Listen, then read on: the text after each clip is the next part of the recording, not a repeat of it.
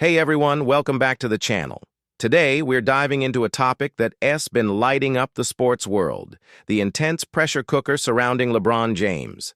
You've probably seen the headlines and the hot takes flying around. Is LeBron's reign over?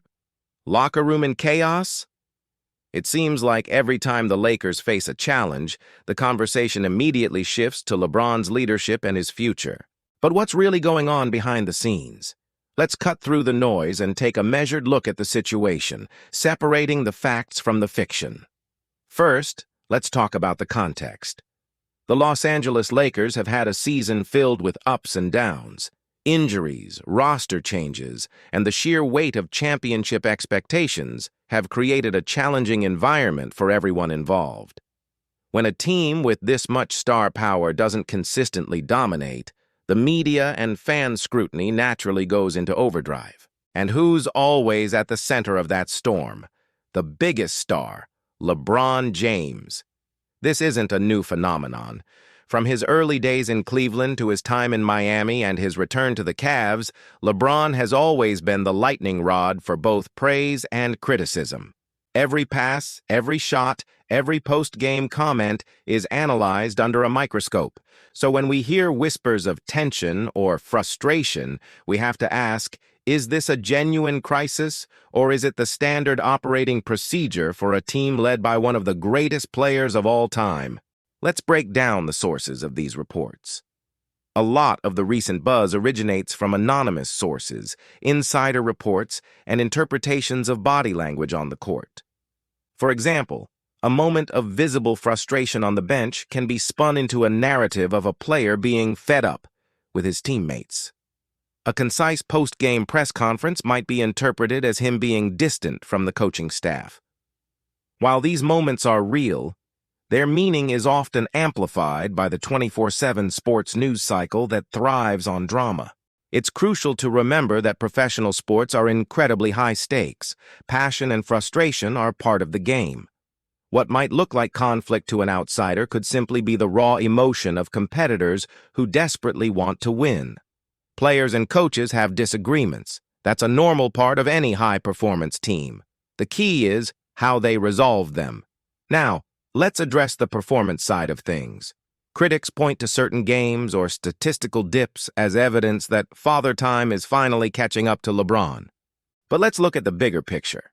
Even in his 21st season, LeBron James is consistently putting up numbers that most players would dream of having in their prime. He's often leading the team in points, assists, or both, all while playing heavy minutes. He has had to adapt his game over the years, evolving from a high-flying athlete to one of the smartest and most strategic players on the floor.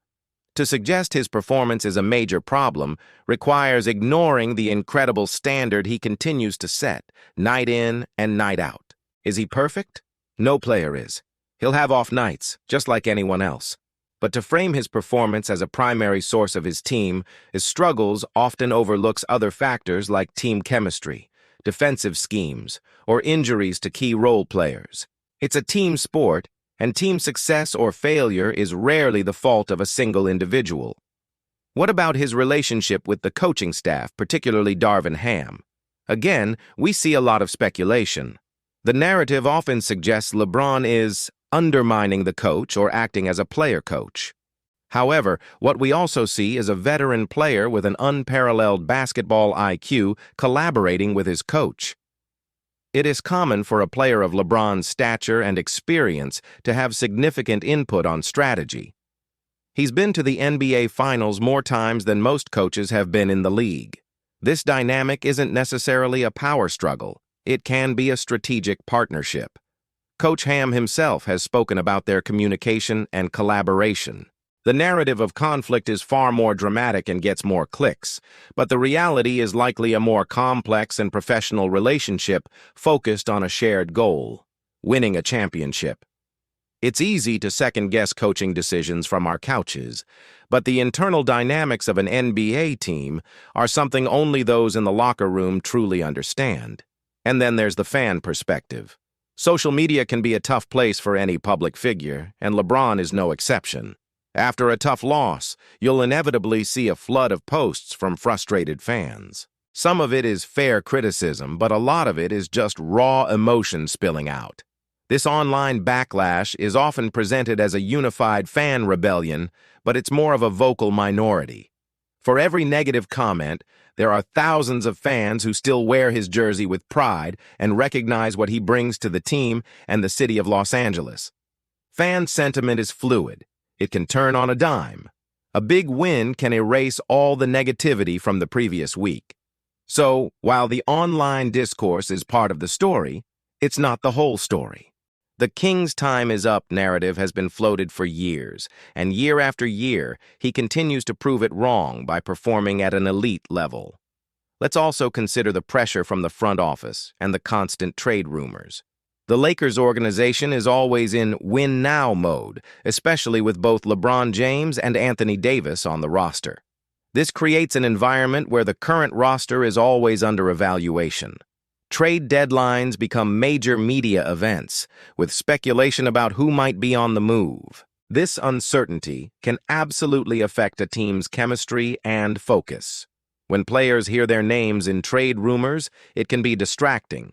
LeBron, as the team leader, has to navigate this public drama while trying to keep his teammates focused on the court. It's an immense leadership challenge that goes far beyond just playing the game. His public comments about the roster or the team's needs are often scrutinized as him pressuring the front office. But they can also be seen as a leader advocating for what he believes the team needs to succeed. So, is LeBron James in serious trouble? Or is he simply navigating the immense pressures that come with being LeBron James? The evidence suggests it's much more of the latter. What we are witnessing isn't necessarily the beginning of the end for his legacy, but rather another chapter in the incredible career of an athlete who has lived under an intense spotlight for over 2 decades. His legacy is already cemented. He's a 4-time champion, a 4-time MVP, and the NBA's all-time leading scorer. The current challenges and criticisms are part of the ongoing narrative, but they don't erase the mountain of accomplishments he's already achieved. The real story here isn't about his downfall, but about his resilience. It's about watching one of the greatest athletes in history continue to compete at the highest level, facing down critics and defying expectations, well into a career stage that most players never even reach. He's managing the dual roles of superstar player and team leader in a high-pressure market, a task that is far from easy. Instead of jumping on the bandwagon of negativity, perhaps a more interesting approach is to appreciate what we're seeing. We are watching a masterclass in longevity and sustained excellence. The trouble that makes for such great headlines is, in many ways, the very drama that makes sports so compelling. It's the struggle, the challenge, and the constant fight to stay on top. LeBron is not just battling opponents on the court. He's battling a narrative that is constantly trying to write him off. And his ability to handle that pressure year after year is perhaps one of his most impressive skills. So, the next time you see a headline about chaos in the Lakers locker room, take a moment to consider the source and the context. The reality is often less dramatic and much more nuanced than the hot takes would have you believe. What do you guys think? Is the pressure on LeBron just part of the job, or is this season different? Let me know your thoughts down in the comments. I'm really curious to hear your perspective on this. Thanks so much for tuning in and breaking this down with me today. If you enjoyed this video and want more deep dives into the biggest stories in sports, make sure to hit that like button and subscribe to the channel so you don't miss a thing. We'll see you in the next one.